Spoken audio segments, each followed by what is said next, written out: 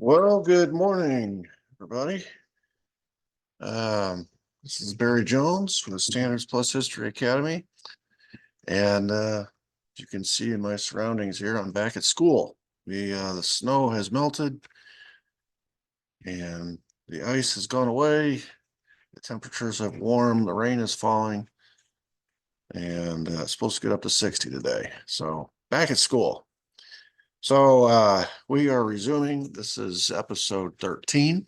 If you remember episode 12, we dealt with the question, how soon did the government uh, believe that, or begin trying to convince everybody that Lee Harvey Oswald was the lone assassin? How soon did that occur? Of course, we talked about Nicholas Katzenbach, the assistant attorney general, and his memo, sending it down the pipeline to every prosecutor and every law enforcement official to hammer home 3 points. A, Oswald was the assassin. He didn't have any Confederates. There was no conspiracy. And C, he would have been convicted if there had been a trial and he had not died. Then we talked about Henry Wade, district attorney from Dallas, who, in an effort to hammer home those points, called a press conference and outlined 15 pieces of evidence that he said made the Oswald case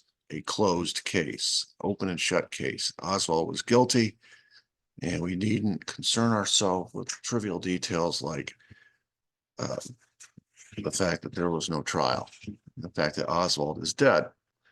So the question we want to deal with today is, did Bobby and Jackie buy this? This government cover story, did they buy it? And we're going to kind of do a little timeline in the days and months after the assassination and follow with integrated within other events, follow what Bobby and Jackie are doing, what conclusions they have reached. It really is eye-opening to see, especially with Bobby, how quickly he gloms onto what he views as the truth. And as time has gone on, it's become more and more true. So let's take a look at this. Bobby was immediately suspicious after he got the phone call from J. Edgar Hoover informing him that his brother was dead. One of the first actions that Bobby did was to call up John McCone, the CIA director, and he just flat out confronts him. He says, "Did your people have anything to do with this?" And of course, McCone was kind of an absentee CIA director. The CIA lifers kind of worked around him. John McCone was sort of viewed as a temporary stand-in after Alan Dulles had been fired, and they were waiting for the next appointee. John McCone was kind of out of the loop when it came to a lot of these covert operations, and intentionally so. They froze him out, and he didn't know what he didn't know because he didn't come from the CIA. That wasn't his background. So when he was confronted by Bobby, he acted surprised and he was alarmed and probably a little offended and denied it, of course. But this was Bobby's first instinct, was to confront the CIA, which tells you something. His second instinct, hours later after the assassination, was to call the Fairfax County Police. Bobby lived in Virginia, a suburb of Washington, D.C. So he called the Fairfax County Police, and a U.S. Marshal whom he trusted named Jim McShane. He says, "I don't know if the guy whoever killed my brother might be after me and my family. I don't know. And so I'm asking for protection from the Fairfax County Police and this marshal," which is interesting because Bobby, as a sitting attorney general, could have turned to the FBI or Secret Service to protect him and his family, but he didn't. He didn't turn to either one. Now he had a long, uh, difficult relationship with J. Edgar Hoover, and when J. Edgar Hoover called him with the news that his brother had died, J. Edgar Hoover was very cold about it. And you know, there was a phone on J. Edgar Hoover's desk that went right to the Department of Justice and Bobby Kennedy's office, and he was ordered to answer that phone whenever it rang. Well, now that, and as long as his brother was the president, J. Edgar Hoover had to. He didn't like it, but he had to. But now with JFK out of the way, one of the first things J. Edgar Hoover does is take that phone, throw it in the trash, and it's basically saying, Bobby's done. I don't care what Bobby wants. I don't care if Bobby rings. I don't care if Bobby wants to talk or meet. I'm just going to ignore him. And so they're back to their their on again, off again relationship is back to off. And so he doesn't trust the FBI because he doesn't trust J. Edgar Hoover. But it's interesting that he doesn't trust the Secret Service. Nothing's really come out yet. There's been no investigation. A lot. If you go back to some of my earlier episodes, I spent 2 episodes talking about the Secret Service, and it was just an unbelievable calamity, series of mistakes that the Secret Service made. Of course, I made the case that none of them were mistakes, but none of that is known yet. But Bobby does not turn to the Secret Service for protection for him or for his family. And I think that tells you something. I think that's very enlightening. So then that was in the day and a couple days after the assassination, which happened on the 22nd. We are now to November 26th. And on November 26th, LBJ meets with the Joint Chiefs and he signs National Security Action Memo 273. 273 is essentially a reversal of 263. 263 had been signed by Kennedy in late October, which basically said there's not going to be a Vietnam War. It was pulling the troops out, a good chunk of them out by Christmas, and then the rest of them would be out by the end of 65. There would be no Vietnam War. 273 reverses that. That's interesting. If you look at the date of 273, it was actually drafted the day before the assassination by Secretary of Defense Robert McNamara, which you see here pictured in this meeting with the Joint Chiefs with the president. And so it leads one to ask the question, if the original draft of National Security Action Memo 273 was drafted on November 21st, when JFK was alive, to what end? Why would JFK sign National Security Action Memo 273, which reversed a policy he had just signed a month before with National Security Action Memo 263? Why would they even draft such a thing? He's not going to reverse himself unless somebody knew that there was going to be a different president that would sign it. I think that's an interesting and a very important detail. And famously, LBJ tells the Joint Chiefs when they present him with this security action memo, quote, "Just get me elected, I'll give you your damn war." So this was the price that LBJ had to pay to be president. He had to give the military-industrial complex its war, and he did. And this leads to a couple questions I usually throw out to my students. Did the military and intelligence have a role in JFK assassination so it could have its war with Vietnam? When we get to the conspirators, I think we'll answer that question. This is a huge clue, this National Security Action Memo. Question 2 is, did LBJ have a role in the JFK assassination so he could be president? Again, when we get to the conspirators part of this series, we will deal with the LBJ role in this. But I refer back to this. This is a huge clue. So I just want to plant that seed of 2 possible conspirators going forward.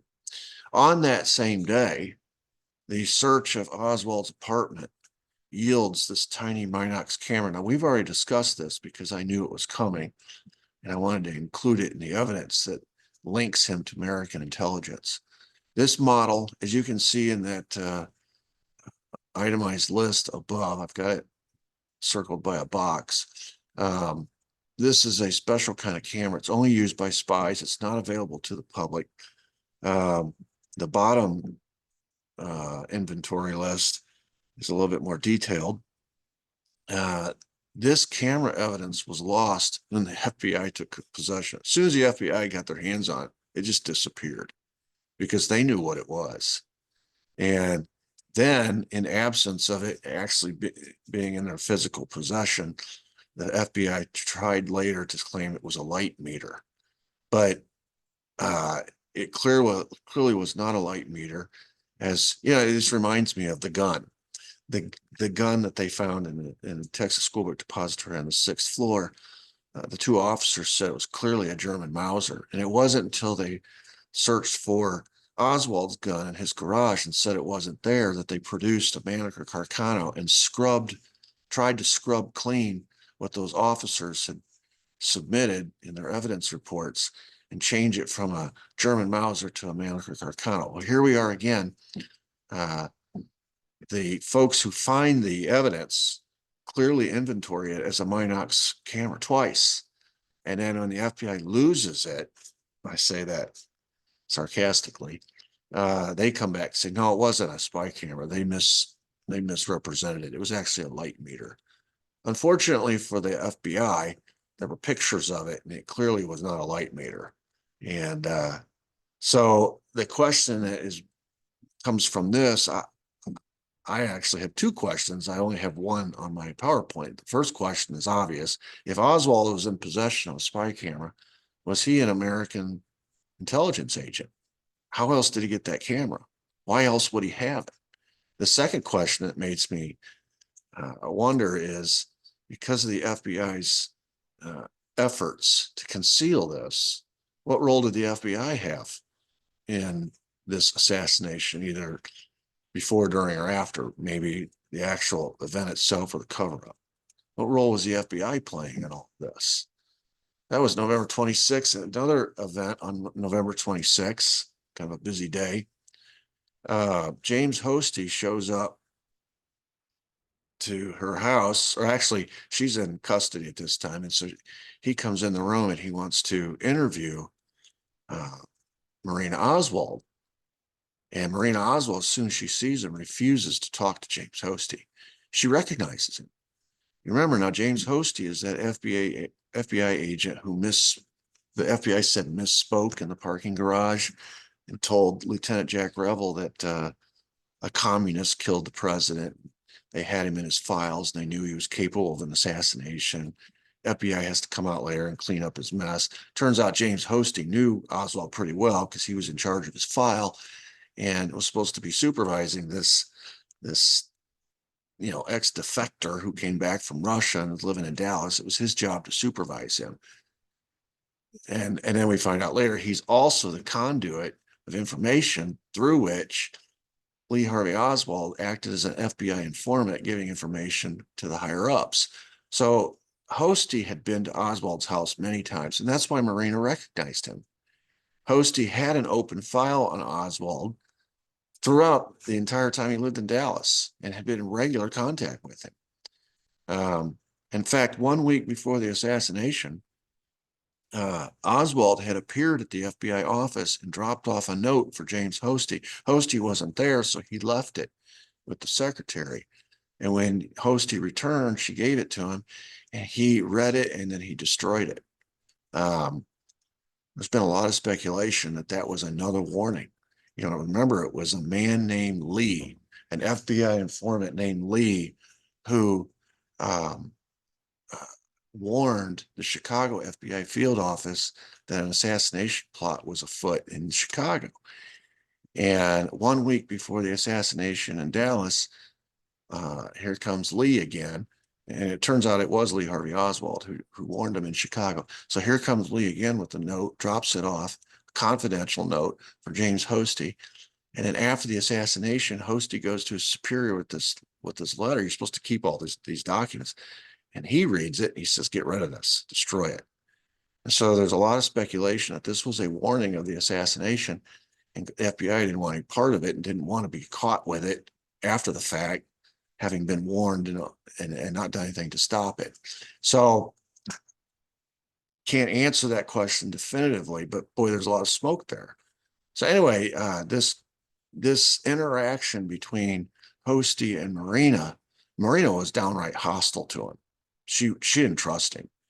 And so the question is, was Oswald also an FBI informant? We've sort of already answered that question. Okay. And that's why one of the reasons why he dealt with Hosty like he did.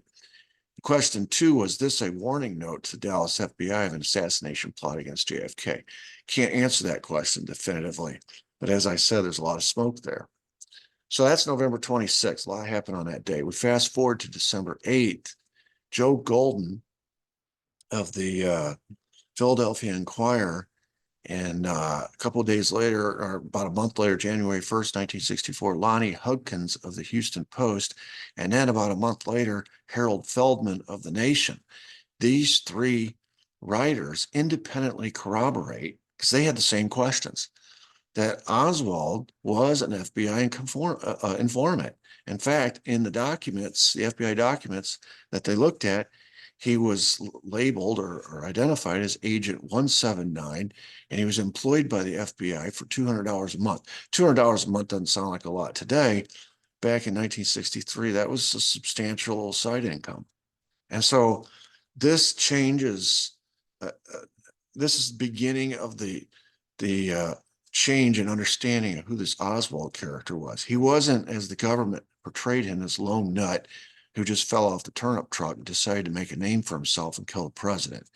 He had information that was at least valuable enough to Bobby Kennedy about the CIA that he would put him on FBI payroll, make him a confidential informant till the day he died. Which begs the question, why would Bobby do this unless Oswald had some kind of access to or knowledge of inside information of the CIA, which would mean he's in the CIA. Okay. And remember, Bobby was having a hard time getting information about what CIA covert ops were going on. The CIA made a habit of lying to the White House, deceiving the White House. And so Bobby and JFK were constantly looking for ways to get inside information about what was going on. And Oswald fit the bill. But he fit the bill in their view because he had access or he had inside information. And otherwise, like, why make him a confidential informant? Why pay him? Why put him on the payroll? Wouldn't be any need to do that. So this changes substantially the understanding of Oswald. He is for sure an FBI informant, and now the suspicion is he's a CIA agent as well. All right, this brings us back to November 26th. I want to cover something else that happened and retrace our steps here with the Zapruder film. Remember now, on the day of the assassination, and we haven't covered this yet, but I'll go ahead and cover it now. There was a dressmaker who had an office downtown who wanted to go watch the motorcade. His name was Abraham Zapruder, and he had a camera that he had just purchased, and he thought, well, this is a great opportunity to use my new camera and film the motorcade. So he went down to Dealey Plaza, and he stood on a concrete pergola. You can see him there in the red box with his camera. He's on the grassy knoll. He's literally on the top of the grassy knoll. And the second person there with him is his assistant. Abraham Zapruder had vertigo, and he was afraid if he got up on that pergola, he would lose his balance or get dizzy or whatever. So she stood behind him and held him steady while he filmed. And the motorcade goes through, and the assassination happens, all the shots. You know, he's real close to the action. He's watching it through this camera and he's filming it. And of course, you know, he gets the fatal shot, and he's, little does he know, where he took up position, he was standing right in front of where the fatal shot was going to be fired from. So he had a tremendously good angle for this video. And folks found out that he had this film. And right in the immediate aftermath, Life magazine offered him a bunch of money to buy that film. And we could go on here and talk about Life magazine, its connections to the national security state apparatus of our country. But nevertheless, let's just leave it at that for now. I'll cover that later. So Life magazine makes the purchase, and they make arrangements to pick up the film a couple days later. So a couple days later, he's in his office downtown, and two men show up, and they claim to be from Life magazine. And they have identification and everything, and he doesn't have any reason to be suspicious. So they show up to serve as couriers, they say, for the Zapruder film. So he hands over the film. Well, these guys turn out not to be Life magazine employees. Uh, these are CIA officers. They take the film, instead of going to Chicago, the headquarters of the Life magazine, they go to Rochester, New York first, where there is a CIA photo lab, and then eventually they make it back to Chicago with the film, but not before they took a side trip to Rochester, New York first. And of course, this wasn't discovered until later, that these two couriers were not from Life magazine. So all this happens on November 26th. That's when these two couriers show up. Now, that leads one to wonder, what was the CIA's interest in this film? And why did they take it to a photo lab? Was it to tamper with evidence, perhaps? Because, of course, the Zapruder film turns out to be the single most impactful piece of evidence to emerge from Dealey Plaza that day. So that's an interesting little piece of information about the Zapruder film and the CIA. Makes you wonder later, when you're watching the Zapruder film, how much of it is accurate, how much of it has been monkeyed with. We don't know. We just know that they misrepresented themselves, and the CIA commandeered that film before it was eventually turned over to Life magazine. 2 days later, November 28, Bobby orders a family friend and investigator, Walter Sheridan. Remember, he doesn't trust the FBI.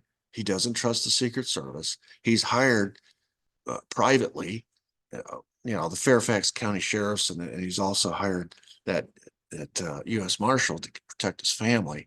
He's very suspicious of all the security apparatus, and most specifically the FBI, J. Edgar Hoover. So he tells Walter Sheridan, "I want you to investigate the mafia, because I think the mafia was involved in this." So far, he's identified a couple of the suspects. He's identified the CIA. He confronted the CIA director. He's identified the Secret Service and the FBI, because he refuses to bring them into the loop to protect his family. Now he's identifying the mafia. Now, who was Walter Sheridan? Walter Sheridan had been his main investigator when Bobby was helping the McClellan Committee. And he was, from 1957 to 1960, he investigated Jimmy Hoffa for Bobby. He investigated the Teamsters Union, which was in bed with the mob. And so Bobby trusted him. They'd been through the wars together.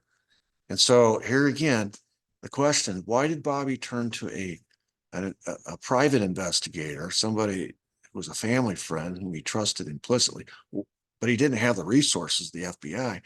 Nevertheless, he turns to Sheridan instead of the FBI. Why?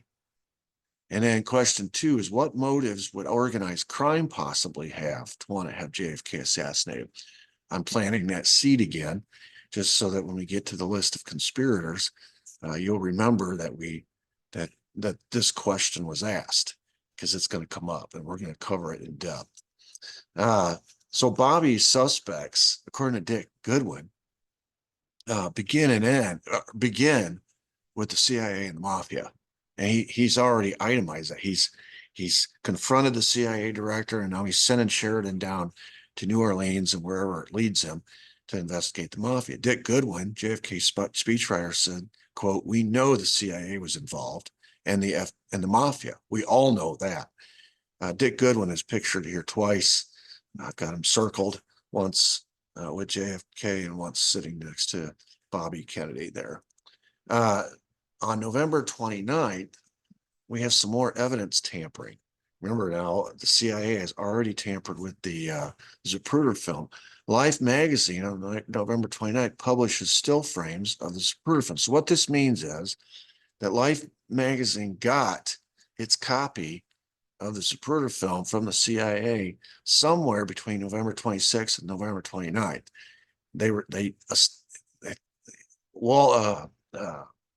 Abraham Zapruder thought he'd turn it over to Life magazine on November 26th. Turns out that was the CIA. The CIA took it to Rochester, New York, did whatever they did with it, and then immediately went to Chicago and turned it over to Life magazine. And couple days later, Life magazine published the still frames of the Zapruder film, and they showed a frame by frame on these different pages of Life magazine, the president's head, especially with the fatal shot, being forced forward and to the left when you shot from the back, and then being forced back and to the left when the fatal shot hit him in the head. And, even though they were still frames, you could see the president's body reacting to the shots. And so if you are curious, and if you are intellectually curious in any way, shape, or form, and you're looking at this, you have to conclude the president is being shot from two different directions. One from the back right, which could be the Texas School Book Depository, and one from the back front right, which is the grassy knoll. Well, the later we find out when this film is actually able to be watched and not just pictured in still frames, that some of the frames had been transposed, and which means reversed. Like whoever was doing the transposing was trying to reverse the effects of what you're seeing so that it appears the president is not falling back and to the left. He's always falling forward, which indicates shots from behind. And when J. Edgar Hoover was confronted about this later and asked, well, who did it and why? He said, oh, it was just an innocent printing error.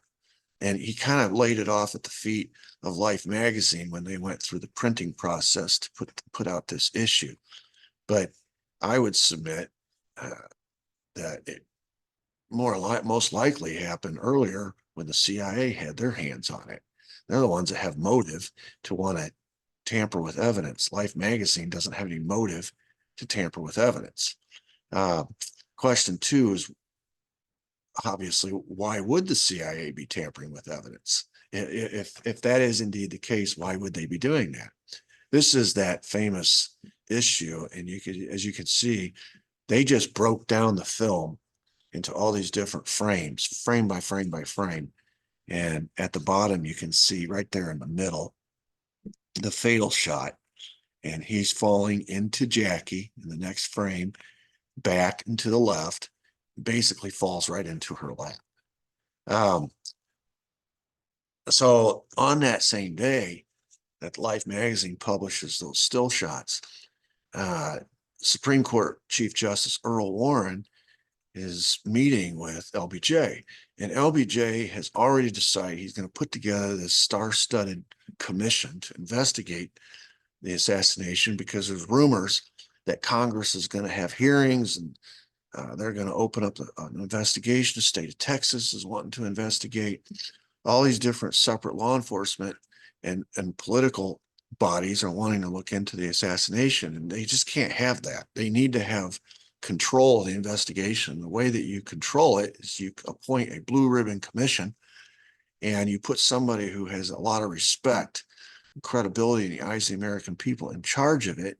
You name it after him, and that shuts down or ties off any separate investigations. Officially, the government is putting all of its investigative powers in the hands of this blue ribbon commission. And he wants Earl Warren to be the headliner on this commission. Warren wants no part of it. He's a judge. I don't want any part of this. Is political. I don't want any part of it. And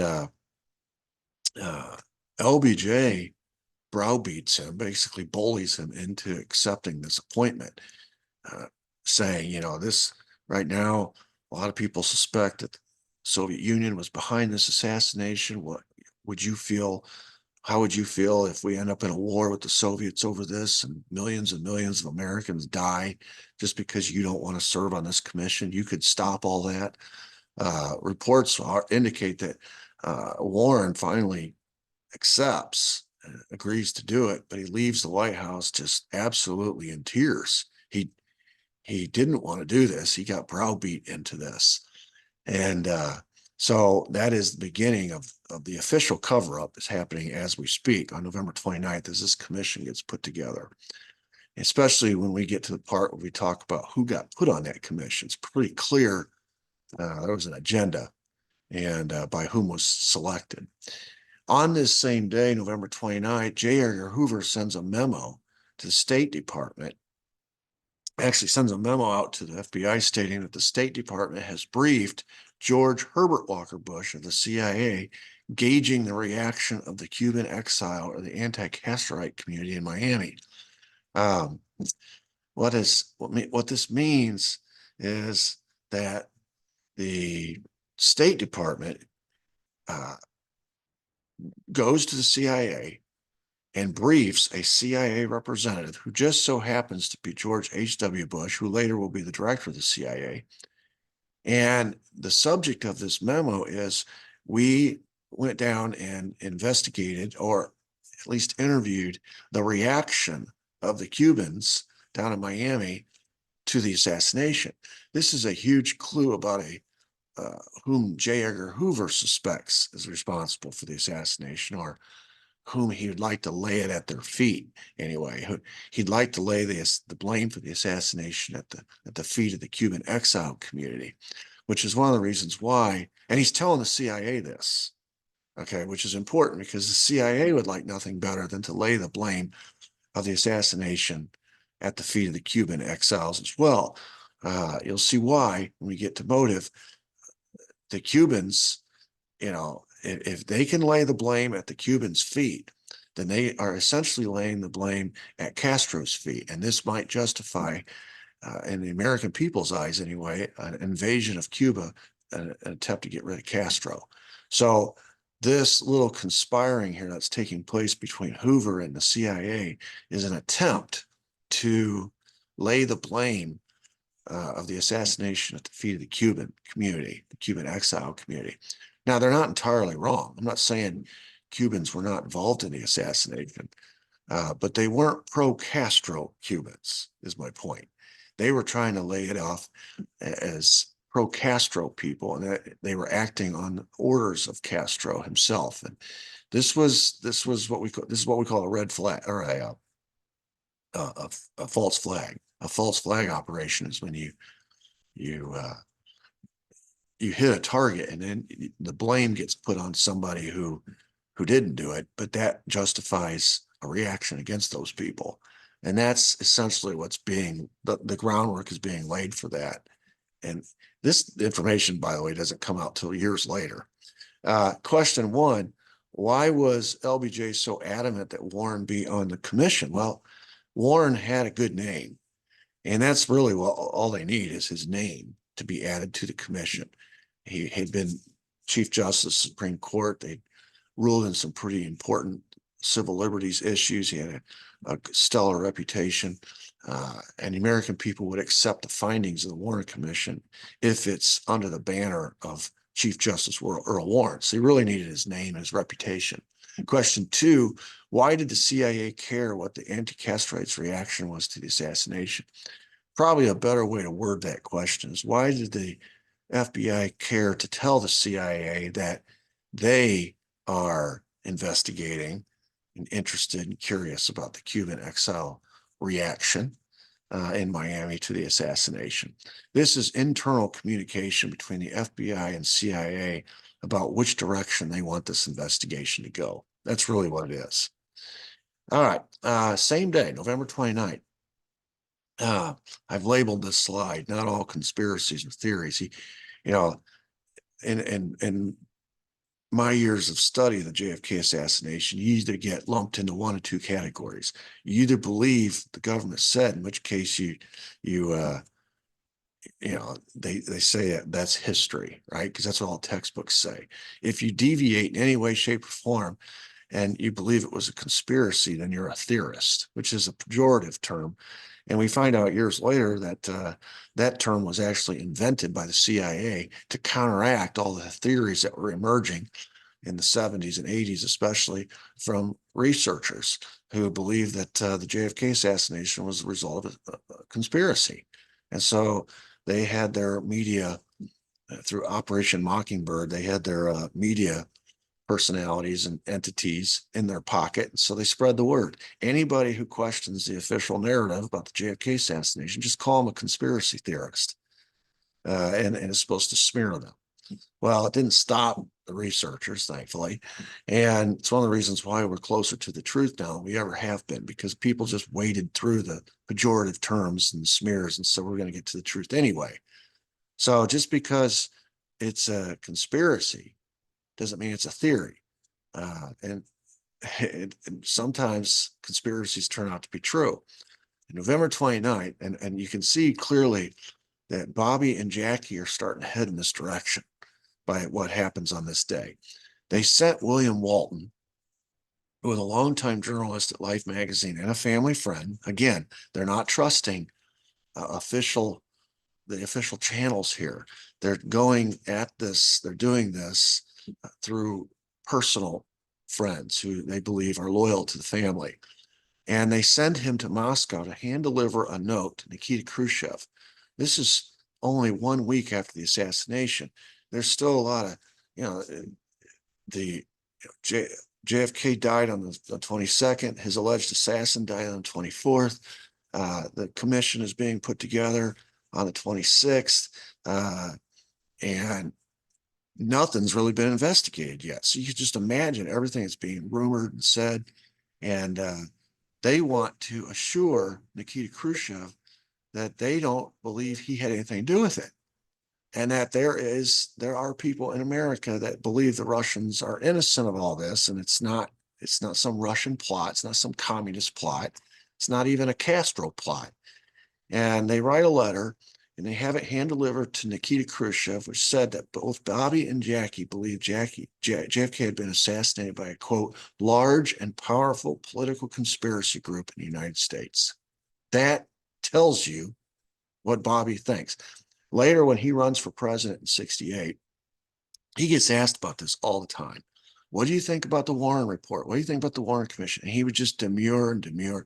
He didn't want to be publicly critical, but he really wouldn't say a lot, commit. But when he ran in 68, he admitted in an interview shortly before he died that one of the primary things he was going to do, first things he was going to do if he was elected president, was to reopen the investigation into the assassination of his brother.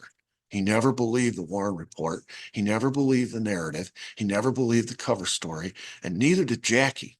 Jackie tried like crazy to convince him not to run for president in 68. She told him in front of witnesses, Bobby, the same thing that happened to Jack will happen to you if you run for president. You know that, I know that. And so Bobby and Jackie never believed the narrative, the cover story, whatever you want to call it, but they knew that, and Bobby knew this especially, the only way he was going to be able to really investigate it was to win the presidency so he could be in control of all the levers of power. As Attorney General, he was neutered once the assassination happened because his brother was no longer president. J. Edgar Hoover was no longer taking his calls. He was basically ostracized from that point forward and resigned shortly thereafter to run for Senate in New York. He knew my days as in charge of the investigative capacity of the United States government are over.